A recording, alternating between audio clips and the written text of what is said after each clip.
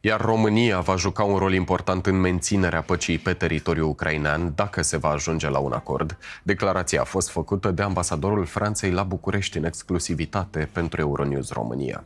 Chiar dacă țara noastră a anunțat deja că nu va trimite militari în Ucraina, ar putea deveni un centru logistic în cazul în care va fi nevoie. Nicola Varneri a mai spus că este nevoie de o industrie a armamentului la nivel european pentru a ne asigura autonomia. Il faut être prêt à toutes les options.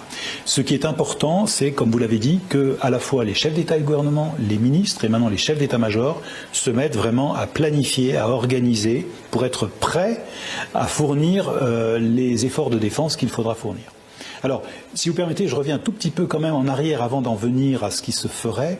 Il y a d'abord une décision politique de rester groupés et de garder la meilleure relation possible avec le grand allié américain. Il y a la volonté de faire un gros effort financier, budgétaire, vous y avez fait allusion, et ça c'est dans la longue durée. Il y a la volonté de faire un effort industriel et technologique, et puis il y a la réflexion, et là j'en arrive à la réunion d'hier, sur qui pourrait faire quoi concrètement sur le terrain en cas de processus de paix. Donc il y a des pays qui seraient contributeurs de troupes, qui mettraient des soldats de la paix, pas les soldats de la guerre, des soldats de maintien de la paix, si je puis dire, sur le territoire ukrainien. Il y a d'autres pays qui ont dit qu'ils ne le feraient pas. Effectivement, la Roumanie a déclaré qu'elle ne le ferait pas et qu'elle apporterait une autre contribution. Alors, la contribution, ça peut être effectivement le hub logistique. De toute façon, pour atteindre l'Ukraine, il faut passer par un certain nombre de pays, dont la Roumanie. C'est une option extrêmement forte.